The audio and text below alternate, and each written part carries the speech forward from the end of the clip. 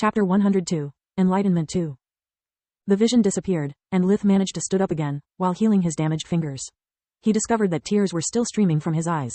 He hadn't cried in years, and the feeling linked to the act was bittersweet. They were mostly tears of pain, but at the end of the vision, they had turned to joy from his third life. When he saw the dryad standing a few meters from him, Lith finally remembered where he was. Is it supposed to hurt so much? In another moment, rage and doubt would have filled his voice. But he was still shaken from the experience. He was questioning all of his life choices, including what to do next. No, it's not. The blonde dryad was genuinely worried. It was meant to show you the past, to help you understand the future. It shouldn't have been so painful. Because Lith had her heart, she had felt an echo of his anguish. Humans are the real monsters. How could a kid endure so much pain? She thought. Somehow Lith knew instinctively in what direction he needed to go. A feeling of uneasiness was growing inside him with every second, like when he received the phone call from the hospital the day Carl died. It wasn't too late yet, but the clock was ticking. He had to get there as fast as he could. Yet that development was too odd to be true, so he needed answers before taking any rash decision. Are you sure this will help me with my soul? As the memories were fading, Lith was returning to his old self. As I said before, no. But it's likely. Any soul's priority should be the desire to be mended, to be whole again. The blonde dryad said while shaking her head. What else could it be? Lith had never grown fond of riddles. It could mean meeting the love of your life, the person that will become your best friend. She shrugged. The only thing that I know for certain is that you will find someone or something related to what your soul craves the most. I'll be honest, all this talk about souls and destiny sounds fake like a flying pig, but a deal is a deal. Lith gave back the yellow lotus to the dryad, before darting away faster than a bullet. As soon they were alone, the blonde dryad demeanor changed like heaven and earth had switched places, looking at her sister with eyes full of annoyance. First you let a newborn abomination best you in combat and use you to leech the world energy, turning your turf into a dump. Then you need my help to handle a human child. You've sunk low, dear Lyta, she said with a sneer. That bastard took me by surprise. Lyta pouted. Don't act so smug, you and I know that in my place you wouldn't have fared any better. As for the human, that's no child, it's a monster. He didn't bat an eye even after seeing me naked. Thank the gods it's not an academy student. I would die of embarrassment if we ever meet again. What about you? You yielded without even attempting to fight, to the point of giving your heart to him. That was beyond stupid, dear Rissa. What if he decided to keep you as a slave? What if he demanded me to hand mine too before freeing me?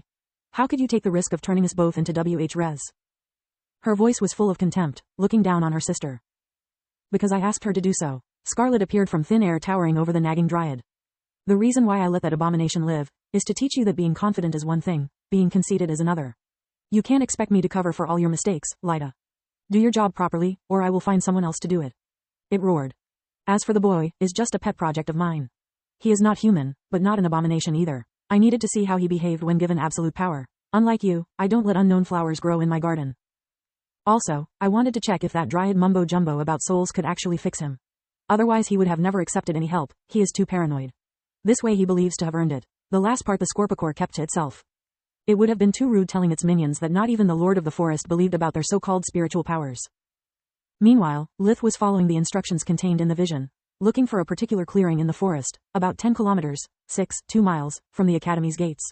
As he closed in, his worries and anxieties faded away. Are you alright? Solis asked.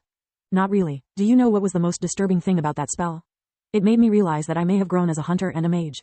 But as a person, I remain stale.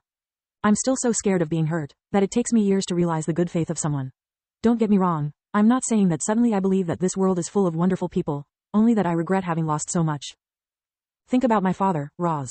I spent so much time treating him as a menace, that when I started enjoying his company, it was too late. It's the same reason I never managed to have a healthy relationship back on Earth. To really connect with someone, you need to let yourself be vulnerable, to be sincere and open. But I always failed at that. I expected something to go wrong, for the other person to betray my trust, to the point of barely giving any. And here I am, doing the same thing, over and over. I don't do favors, I cut deals. I don't ask for help, I just wait for people to be indebted to me and then I collect it. The worst thing is that even if I wanted to change, I would not know where to start. That's because you are forgetting another of your flaws. You obsess with perfection instead of just trying to improve. If you really want to change, start with that. Take things a little at the time. Lith was now above the clearing, watching the same scene of the vision replay in front of his eyes. 6 rough-looking individuals, probably hunters, had just cornered a young BYK